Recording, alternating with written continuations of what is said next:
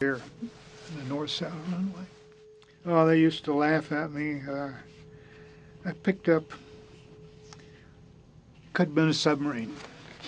So I had him fly up there. We were about, I don't know, 60 to 100 miles away.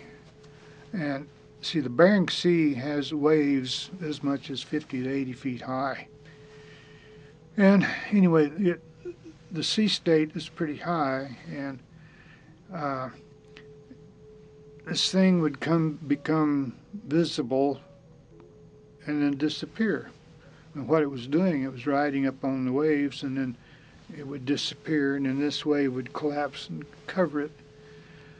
And I thought it was maybe a snorkel or part of a conning tower on a submarine, so we went charging up there, and it's a fairly clear, you could see a couple mile.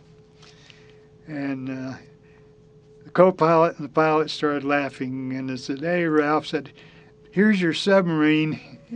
It was a dead whale that was floating floating on the surface. And they got a good laugh out of that. But I don't know that I was the best radar operator. I think I was probably one of the best. All of the officers, Commander Dimmitt, the captain, everybody treated me just like I was, the cock of the walk. They would call me in and they say, "Well, we're going to do a fly over this harbor."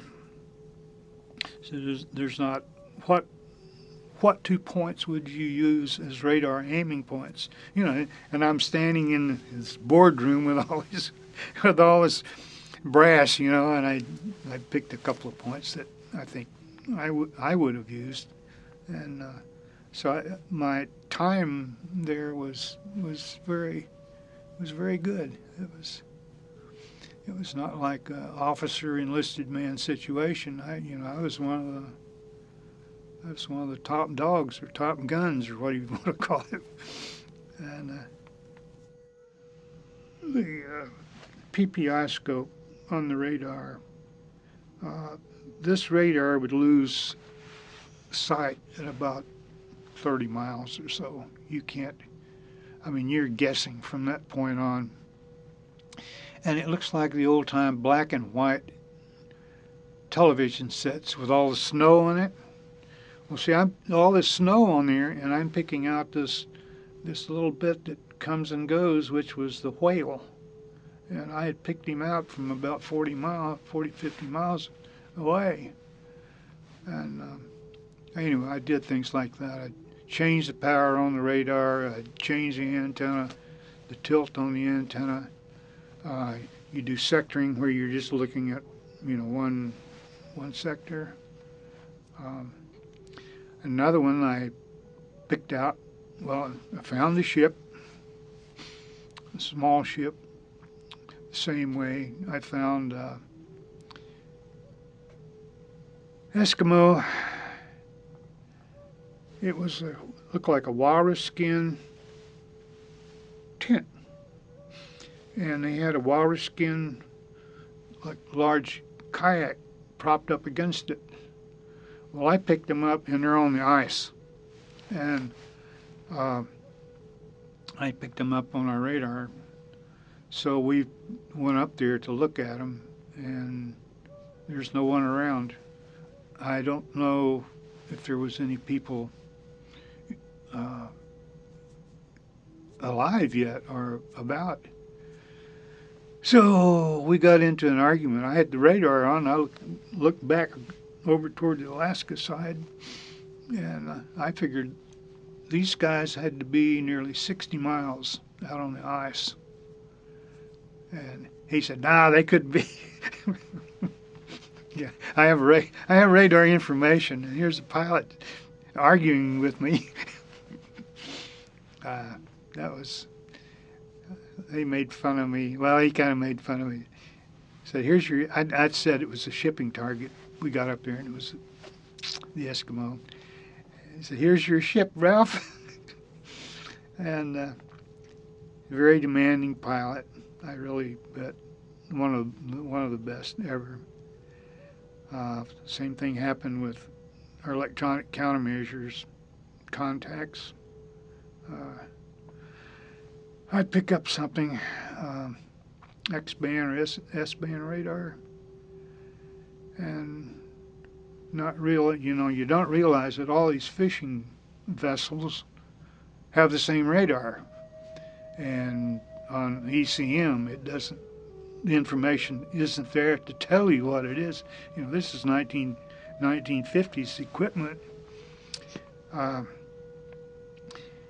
We'd buzz one fishing trawler just off the coast of Siberia. And then we'd buzz another one. We're looking for a submarine, and I forget what. Oh, he says, heck. Well, he didn't say heck. He says, "Another fishing trawler. Can't you do better than that?"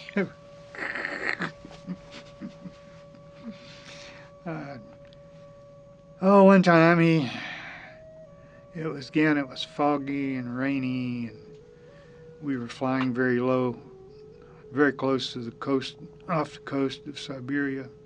The ice starts breaking up, and that's when you start running your shipping. We had shipping going into Point Barrow and a couple of sites further south for the DU radar line that they were just constructing, and the Russians are doing the same thing over here. So as soon as the ice breaks up, here comes the shipping, and we went over to look at him, and it was raining, and we were flying very low, and normally I wouldn't use radar. When we would leave Kodiak or Fairbanks or Adak, there was no communication, there was no transmission from the plane, except once in a while he'd have me turn on the radar to get a fix on where we were. And he may have known beforehand that this ship was coming out of, I guess, Vladivostok and on up to Providenia, Navarin, Olyutorsky, and this is along the Russian coast. So I flew him by the first time, and they couldn't tell. We wanted to get pictures. No pictures. So he had, "Well, take me around again." So I took him around, came up from the stern side, again with a radar that can't see anything under 30 miles. But I got enough signature to get him headed in the right direction.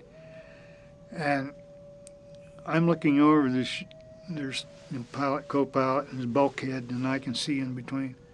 And I'm looking over their shoulders, and all of a sudden, this ship appears, and he started to pull up, no, left, no, right, no, up, and we went over that ship. There was antennas or something sticking out, and we almost wiped them out. It would have been a bad scene, to say the least, but that was a close one. I think the landing at Adak using the radar, the one-engine takeoff from Kodiak, most of it was pretty much uneventful.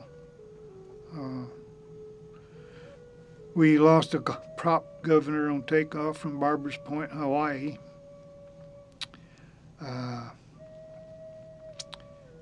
Used up most of the concrete. There's only a little bit left, and you've got to get stopped because you're not going up.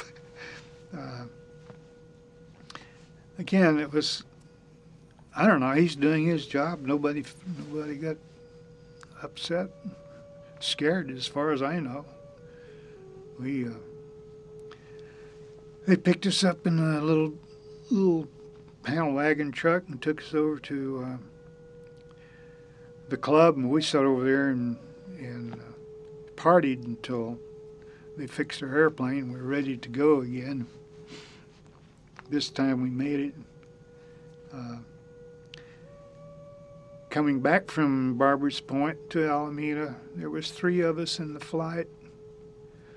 The executive officer was in number 2, and he lost the engine just a little bit beyond the point of no return. And Commander Dimmitt had me handle all the radio traffic. You know, UHF and VHF is no good because you're so far away from land-based stuff. I was able to communicate with the Coast Guard coming out of San Francisco, Travis Air Force Base. There was a ship I picked up, but he was about 300 miles away. The exec's crew took all the radar equipment, radio equipment, except the UHF. The cannons, their ammunition, everything that could be thrown out, they threw out. I got information from the Coast Guard, the height of the waves and the distance between the waves, the direction of the trough. Well, the trough is the thing between the waves, and this is where you want to belly in or ditch. And I had a couple of good friends in the exec's crew, and I thought, oh my God, they're gonna go in. And running a P2V on one engine takes a lot of gasoline, and we don't know if they're going to make it. They had to gain altitude to get over the mountains down by Santa Cruz. You come over the south of San Francisco, come over the mountains, and then go into Alameda, which is there in the San Francisco Bay area. We'd been out partying every night. We were there almost, and boy, I was dead tired for sleep.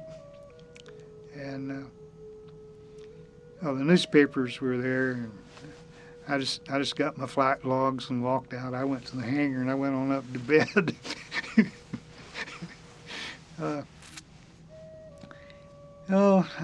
I guess it's. I remember going along the coast of Siberia, and I looked out the window, and there was just white cliffs. And I was thinking, well, this must be what the white cliffs of Dover look like. And I'm tuning into in the broadcast band on our ECM receivers, and there was a Russian singer, baritone, I guess you call it. This man had the most beautiful voice I've ever heard, ever. He had a range that was just tremendous. And I listened to him for a while and then went back to their duties. But